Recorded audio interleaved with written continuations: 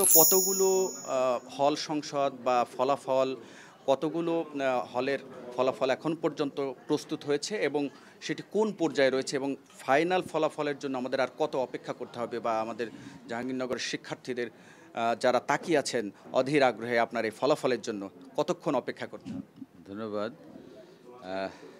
আসলে নির্বাচনী ফলাফল জানার জন্য আমাদের শিক্ষার্থী, আগ্রহী, শুভাকাঙ্ক্ষী অনেকেই তাকিয়ে আছেন, ধরে ধরে অপেক্ষা করে অনেক কষ্ট করছেন। তাদের প্রতি কৃতজ্ঞতা। আমাদেরকে সার্বিক সহযোগিতা করে চলেছেন অবিরামভাবে। আমরাও তাদেরকে একটু কৃতজ্ঞতা এবং সকলের সমন্বয়ে আমরা বিশ্ববিদ্যালয়ের ভাবমূর্তি অক্ষুণ্ণ করতে রাখতে পারি, যাতে সেই চেষ্টায় আমরা অব্যাহত রেখেছি। এবং মনে রাখবেন যে এই বিশ্ববিদ্যালয়ের ভাবমূর্তি ক্ষুণ্ণ করার জন্য কিছু কিছু মহল কাজ করে থাকে বিভিন্নভাবে। সেটি না করে বরং সবাই মিলে আমাদের বিশ্ববিদ্যালয়, আমাদের প্রতিষ্ঠান, এই চিন্তা করেই জন্য আমরা আমাদের কাজগুলিকে এগিয়ে নিয়ে যাই এবং সেভাবেই সকলে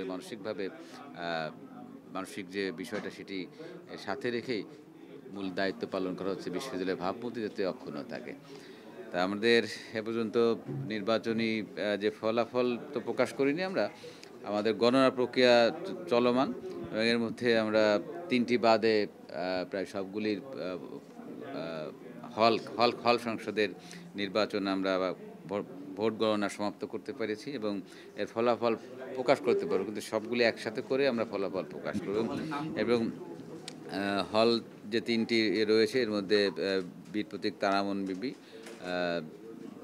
তারপরে প্রীতিলতা এবং শহীদ তাজউদ্দিন আহমেদ হল, এই বিলম্ব নয়, সিরিয়ালি আসলে আসছে। বিলম্ব বলতে আমাদের, আপনারা দেখছেন যে আমাদের যে সিনেট ভবনের জায়গা যেখানে গতকাল পর্যন্ত আমরা সেখানে প্রতি যে প্রার্থী যে সংখ্যা, প্রত্যেক প্রার্থীর পোলিং এজেন্টে জায়গা দেওয়ার বিষয়টি ছিল, যার ফলে আমাদের অর্ধেকটা বেশি চলে গিয়েছে আমাদের বসতে দিতে, যেটি দেয়া, যেহেতু আমাদের বড় পরিসর নেই। সিনেট ভবনটা আরও বড় হলে হয়তো আমরা গতকালই রেজাল্টটা দিয়ে দিতে পারি। তার সব থেকে মনে রাখতে হবে যে এটি একটি ম্যানুয়াল প্রক্রিয়ায় আমাদের চলমান রয়েছে গণনা।